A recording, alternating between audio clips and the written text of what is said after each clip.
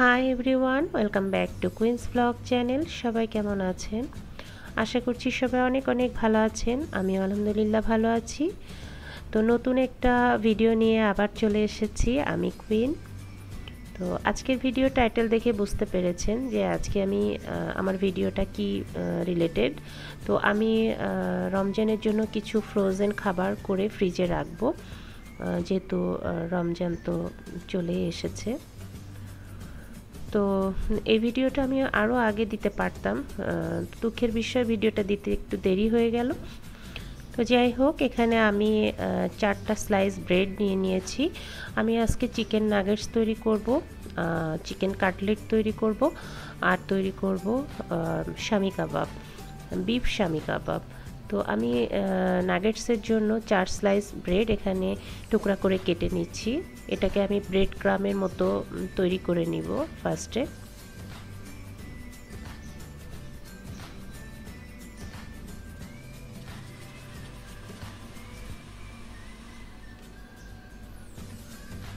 দেখেন ব্রেডগুলো এরকম ক্রাম তৈরি করে নিলাম।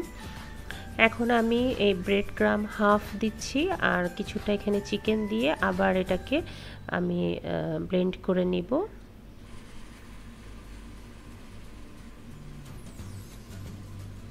আপনারা এটা ব্লেন্ডার ছাড়া পাটায়ও বেটে নিতে পারবেন, যার যেভাবে সুবিধা সে সেভাবে করে নেবেন।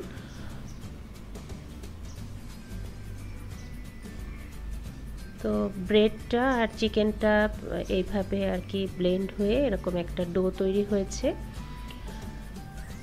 খুব স্মুথ একটা ডো তৈরি হয়েছে।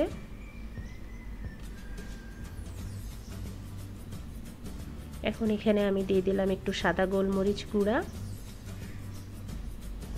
একটু ভিনেগার, চাইলে আপনারা সয়া সস দিতে পারেন। দিয়ে দিচ্ছি চিলি পাউডার,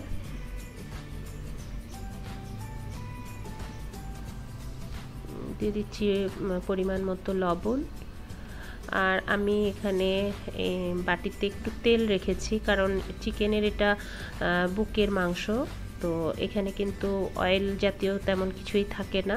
তো এই জন্য এখানে অয়েলটা দিলে একটা জুসি ভাব হবে নাগেটসগুলো খেতে। এই জন্য আমি তেলটা দিয়ে একটু একটু করে মাখিয়ে নিচ্ছি। দিয়ে দিচ্ছি আদা রসুনের পেস্ট 1 চা চামচ করে। এখানে আমার হাফ কেজি পরিমাণে চিকেন আছে।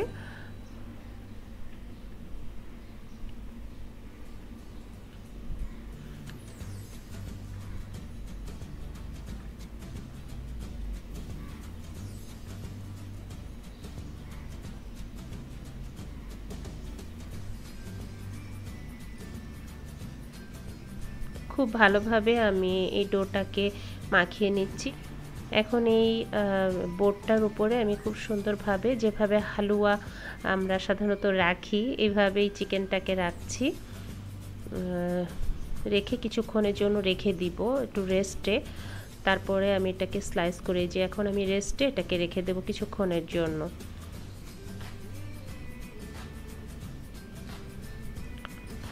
এখন আমি এখানে একটা ডিম নিয়ে নিয়েছি, সামান্য পরিমাণ একটু দুধ নিয়ে নিয়েছি। তো ডিমের ভিতরে দিয়ে দিলাম একটু লবণ, খুবই সামান্য, আর দিয়ে দিচ্ছি একটু কালো গোলমরিচ গুঁড়া, চাইলে আপনারা সাদা গোলমরিচও দিতে পারেন। আর দিয়ে দিলাম খুবই সামান্য একটু দুধ। দিয়ে এটাকে খুব ভালো করে মিক্সড করে নিচ্ছি।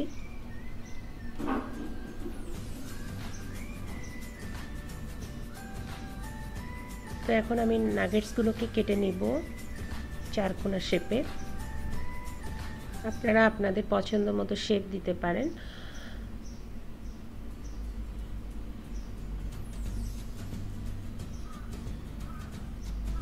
তো এই যে দেখেন, খুব আস্তে করে এটাকে টান দিলে কিন্তু সুন্দরভাবে উঠে আসছে। এখন আরেকটু ভালো করে আমি চারিদিক থেকে স্কোয়ার করে নিচ্ছি।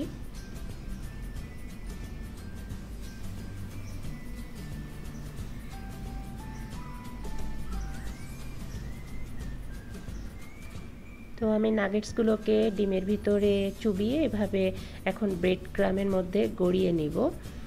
আর সাধারণত সবাই কিন্তু ব্রেড ক্রাম্বটা অরেঞ্জ কালার নেয় নাগেটসের ক্ষেত্রে, তো আমি সাদাটাই ব্যবহার করছি।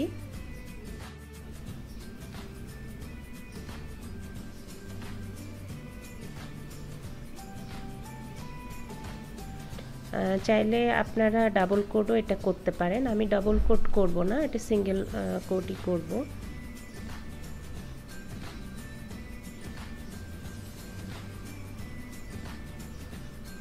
তো এই যে দেখতে পাচ্ছেন আমার কিন্তু ব্রেড ক্রাম্ব মাখানো হয়ে গেছে। তো এইভাবে আমি সবকটি নাগেটস তৈরি করে নিব। তো রেডি হয়ে গেছে নাগেটসগুলো, এখন আমি ফ্রোজেনের জন্য রেডি করব বক্সে। তো এখানে আমি একটা বক্স নিয়ে নিয়েছি আর দিয়ে দিচ্ছি এখানে টিস্যু, তারপরে একটা একটা করে নাগেটস আমি এখানে সাজিয়ে নিচ্ছি।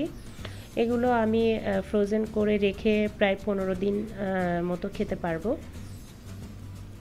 যে কয়দিন আর কি আমার যায়, তবে 15 দিন মতো আমি খেতে পারবো। রেগুলার তো আর আমি শুধু নাগেটসই খাবো না, মিলিয়ে মিলিয়ে এদিক সেদিক করে খাবো। তো পরে আবার এখানে আমি পলি দিয়ে নিলাম,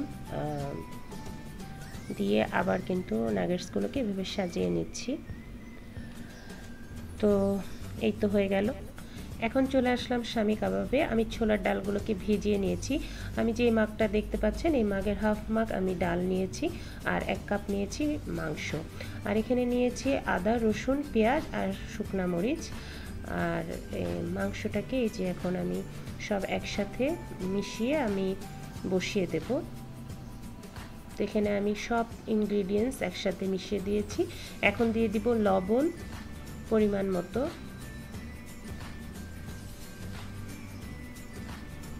আর দিয়ে দেব আস্ত এলাচ আর দারচিনি। এখন এটাকে আমি সিদ্ধ করে নেব।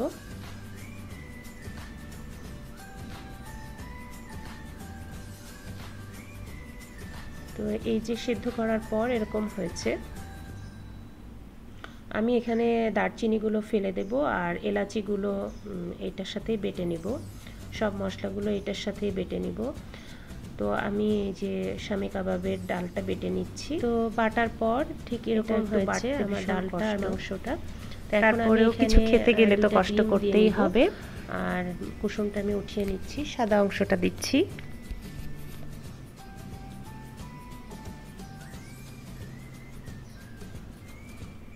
কুসুমটা দেব না, কারণ কুসুমটা দিলে ভাজার সময় তেলটা অনেক ফেনা ওঠে, তখন দেখা যায় না। এই জন্য আমি কুসুমটা দিব না, শুধু সাদা অংশটা দিব। তো আমি এটাকে ভালোভাবে মাখিয়ে নিচ্ছি। আর এখানে আদা, পেঁয়াজ আর একটু পুদিনা পাতা কেটে নিয়েছি। চাইলে আপনি একটু ধনে পাতাও ইউজ করতে পারেন, কিন্তু আমি এখানে শুধু পুদিনা পাতা দিয়েছি। কাঁচামরিচটা দিইনি সামরিনের জন্য, কারণ সামরিন বেছে খেতে হবে, ও হয়তো খেতে চাইবে না, এই জন্য আমি আর দিইনি। একটু লবণ দিয়ে নিলাম। এখন সব কিছু একসাথে আমি খুব ভালো করে মাখিয়ে নেব।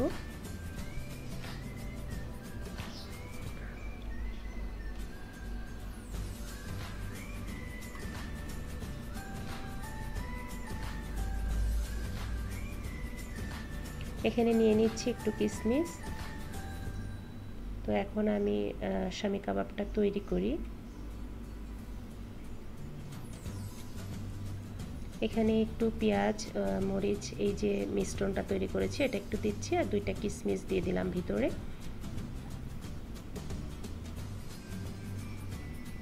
এইভাবে সবকটি শামি কাবাব আমি তৈরি করে নিব।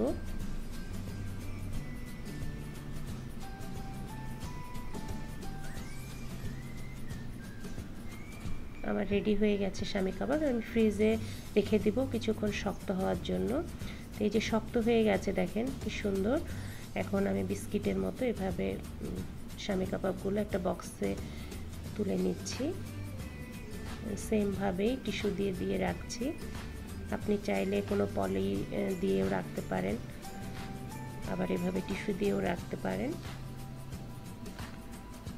তো রেডি হয়ে গেল আমার শামি কাবাব। চলে আসলাম এখন চিকেন কাটলেটে।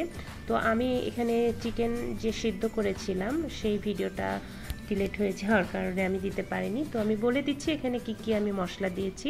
চিকেনটা ঠিক এরকম ছোট ছোট টুকরা করে নিয়েছি, বোনলেস চিকেন। দিয়ে দিয়েছি আদা রসুন পেস্ট, একটু মরিচের গুঁড়া,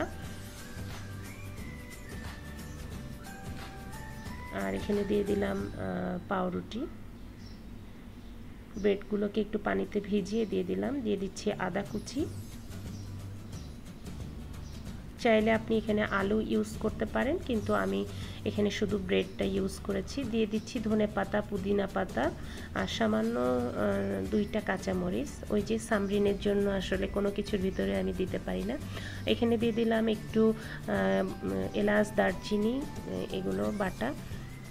আর এখানে দিয়ে দিচ্ছি একটু কাঁচা পেঁয়াজ, দিয়ে আমি মাখিয়ে নিচ্ছি।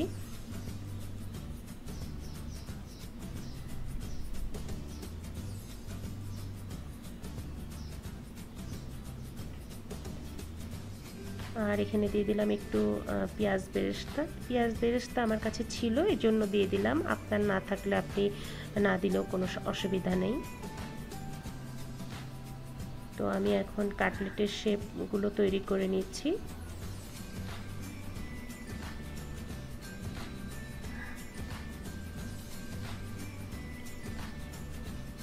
এভাবে আমি সবকটি কাটলেট বানিয়ে নিব।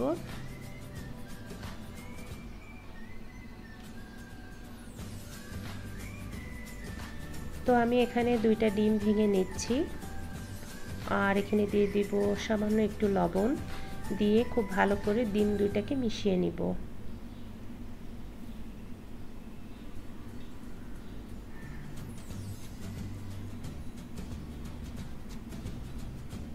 এখন আমি কাটলেটগুলো কোট করে নিব। দিয়ে দিচ্ছি একটু ময়দা অথবা কর্নফ্লাওয়ারও দিতে পারেন। আমি এখানে ময়দাটা ইউজ করেছি। আর একটু ডিমের ভিতরে চুবিয়ে নিচ্ছি, তারপরে গ্রামের ভিতরে চুবিয়ে নিচ্ছি।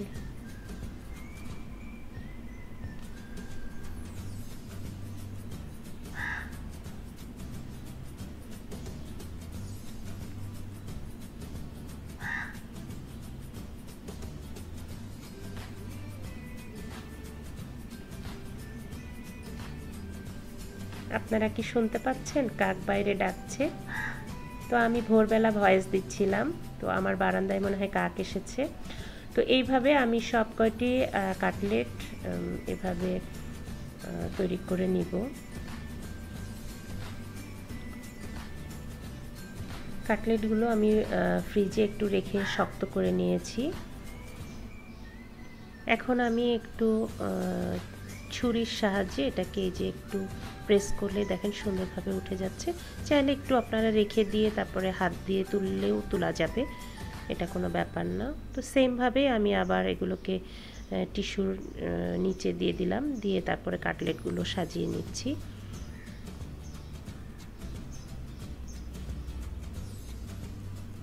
আমার সব কয়টা আইটেম কিন্তু ফ্রোজেন হয়ে গেছে, এখন আমি ফ্রিজে তুলে দেব। তো এই ছিল আমার আজকের ভিডিও ভালো লাগলে অবশ্যই ভিডিওতে একটা লাইক দেবেন, কমেন্ট করবেন, শেয়ার করবেন আপনার ফ্রেন্ডস অ্যান্ড ফ্যামিলির সাথে। এই যে এটার মধ্যে কাটলেট, ওটার ভিতরে শামি কাবাব।